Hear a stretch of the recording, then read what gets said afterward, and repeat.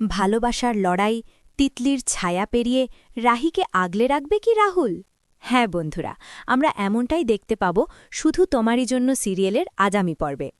রায়বাড়িতে পুজোর প্রস্তুতি তুঙ্গে, চারদিকে আলো, সাজসজ্জা আর আনন্দের মাঝেও একটা অদ্ভুত টানটান উত্তেজনা। রাহি চেষ্টা করছে সবকিছু সামলে নিতে, কিন্তু তার চোখে স্পষ্ট দুশ্চিন্তা। তিতলির আচরণ দিন দিন যেন বদলে যাচ্ছে। এদিকে টিটলি চুপচাপ থাকলেও ভিতরে ভিতরে এক অদ্ভুত জেদ নিয়ে এগোচ্ছে। সে বারবার এমন পরিস্থিতি তৈরি করছে যাতে রাহুল আর রাহির মধ্যে ভুল বোঝাবুঝি হয়। কখনো রাহুলের সামনে রাহিকে ছোট করে, আবার কখনো রাহির সামনে রাহুলকে নিয়ে সন্দেহ তৈরি করে। যেন একটা অদৃশ্য ছায়া ধীরে ধীরে তাদের সম্পর্ককে ঘিরে ফেলছে। একদিন সন্ধ্যায় পুজোর ঠিক আগ মুহূর্তে রাহি ভেঙে পড়ে। সে রাহুলকে বলে, আমি আর পারছি না, সবকিছু যেন হাতের বাইরে চলে যাচ্ছে।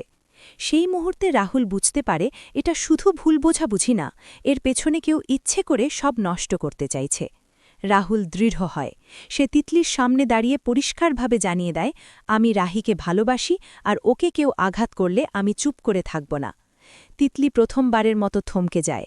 তার পরিকল্পনা ভেঙে পড়তে শুরু করে। শেষে রাহুল রাহির হাত শক্ত করে ধরে। চারদিকে ঢাকির শব্দ আর আলোয় ভরে ওঠে পরিবেশ। সেই ভিড়ের মাঝেই রাহুল প্রতিশ্রুতি দেয়, যে কোনো ছায়া, যে কোনো বাধা পেরিয়ে সে রাহিকে আগলে রাখবেই।